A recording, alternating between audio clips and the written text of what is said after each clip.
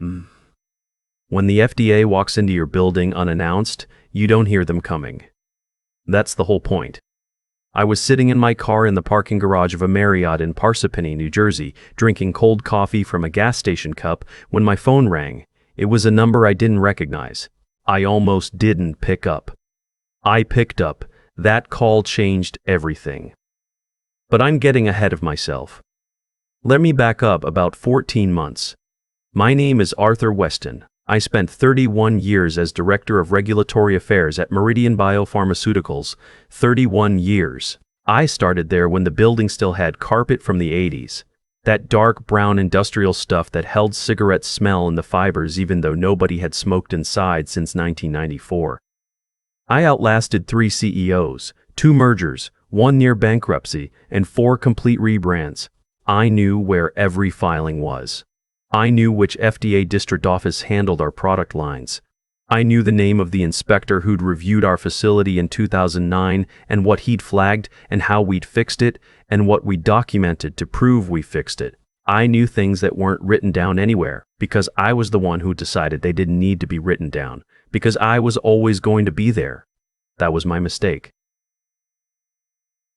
The first sign of trouble was small. They always are. The new CFO, the company had brought him in from a tech background, which should have been the warning right there. He started asking questions about headcount in my department during his second month. Not hostile questions. Curious ones. The kind that sound like genuine interest but have a spreadsheet behind them. How many people do you actually need for this function, Arthur? He asked me. We were standing in the hallway outside the executive conference room. He had the kind of teeth that looked like they'd been optimized. Depends on the quarter, I said. Submission season, I need everyone. Maintenance periods, lighter, but the institutional knowledge doesn't turn off between submissions. He nodded like he was filing that away. He was. His son had graduated from a well-known business school 6 months earlier. The kid was 26. His LinkedIn said he was a regulatory technology strategist, which is a title that didn't exist when I started in this field and, in my opinion, still doesn't really exist. But he was family. And the CFO had the CEO's ear in a way that I didn't fully appreciate until it was too late. I found out I was being replaced on a Tuesday. Not fired exactly. They called it a structural realignment. My department was being reorganized. A new software platform, some SaaS solution the CFO's son had been brought in to implement, would handle the compliance tracking, the filing calendars, the adverse event reporting workflows. My team of 4 was being reduced to 1 coordinator. The CFO's son would oversee the transition as the new head of regulatory operations. My base salary was $187,000 a year. The platform license was $31,000 annually. The CFO presented this to me with a straight face in a conference room that smelled like dry erase markers, and he said the math made sense. I sat with that for a moment.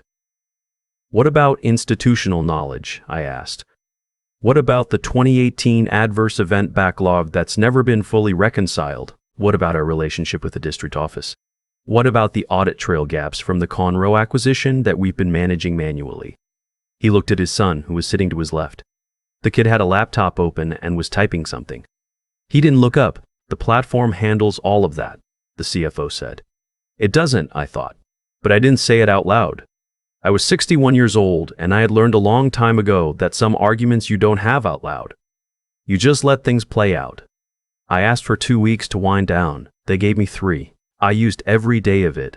I didn't sabotage anything. I want to be clear about that. I didn't delete files. I didn't scramble records. I didn't give anyone bad information. I am not that kind of person. And I never have been. But I also didn't go out of my way to explain everything I knew. I answered what was asked. I documented what was required. I left behind binders and folders that were technically complete and practically useless without someone to interpret them, because regulatory affairs is not an IKEA manual. You can't just hand someone the pictures and expect them to build the cabinet. Nobody asked me the right questions. The CFO's son sat across from me for 1 2-hour handoff session, where he spent most of the time asking about the software integration specs, not the filings themselves. He wanted to know how the data was structured. He didn't ask why we'd flagged certain adverse events the way we had in 2018. He didn't ask why we'd chosen a specific submission pathway for our secondary indication. He didn't ask about the ongoing monitoring agreement with the district office that was technically informal but practically essential. I didn't volunteer. On my last day, I shook hands with a few people I'd worked with for decades. Someone had ordered a sheet cake. It said, "Happy Trails, Arthur," in blue frosting. I ate a piece, said thank you, and drove home. My wife asked me how I felt. Like a man who just watched someone hand a running chainsaw to a child, I said. She told me to go for a walk. I went for a walk. The first 7 months were fine for Meridian. I know this because I still had friends there who would text occasionally, nothing confidential, just the kind of hallway-level information that flows naturally between people who worked together for years. The platform was running. The CFO's son had given it a name. He called it RegFlow, and had presented it in a company all-hands like it was a moon landing. The coordinator who'd stayed on seemed to be keeping up with the routine submissions. What nobody was keeping up with was the non-routine. The 2018 adverse event backlog I'd mentioned in that conference room, the one the CFO had waved away, was a collection of about 43 reports from a clinical site in Houston that had been submitted with incomplete patient identifier data.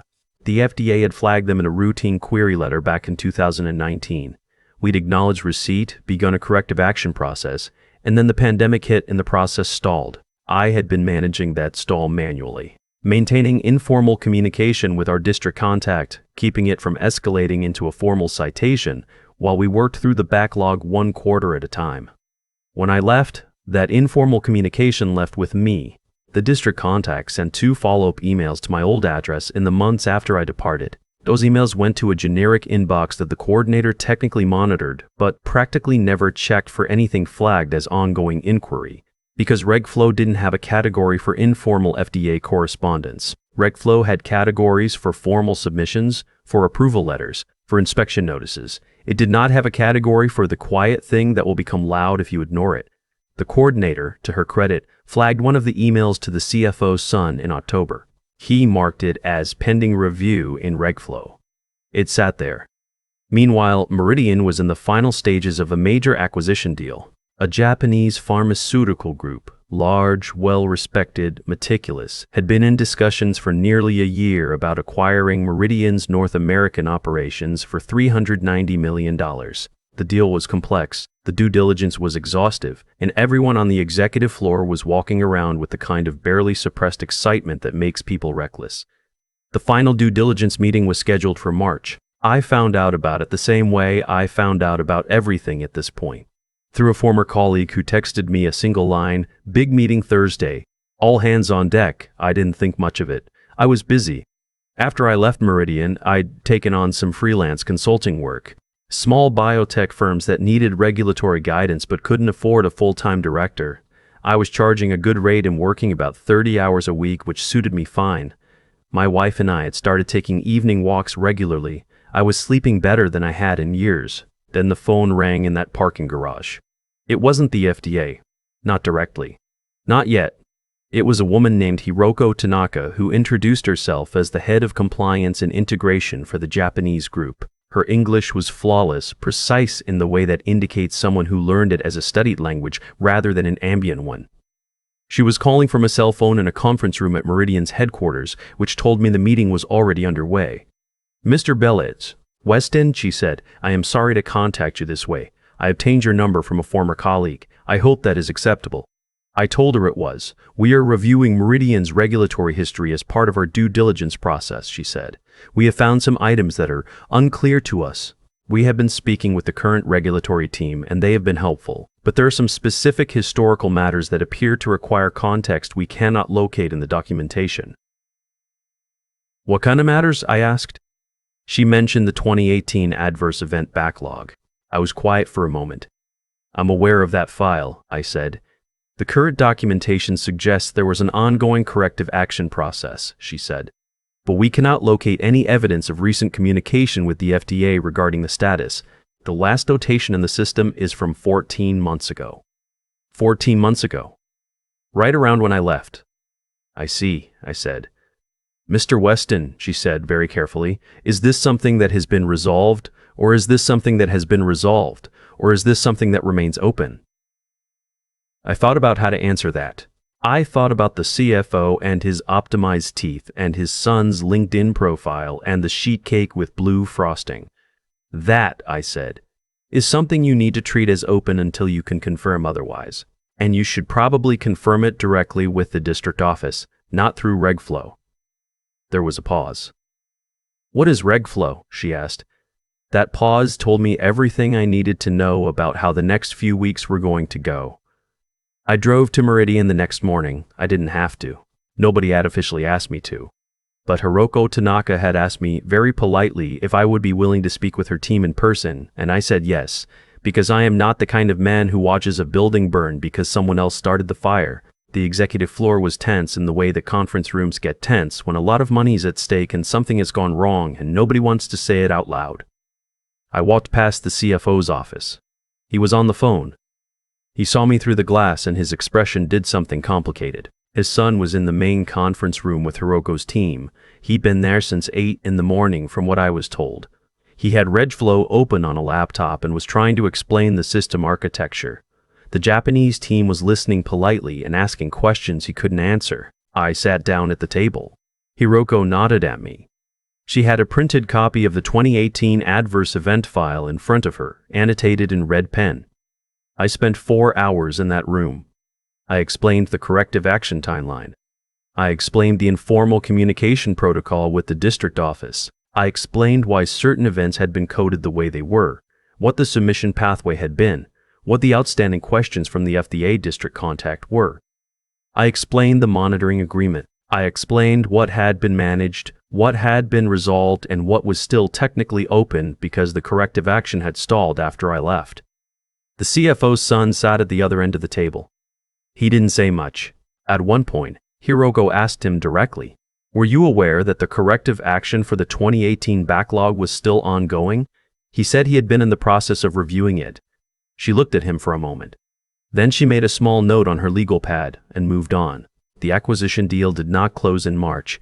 Hiroko's team formally requested a 90-day extension on due diligence. The reason, documented in their official communication, was unresolved regulatory compliance items requiring further clarification and remediation.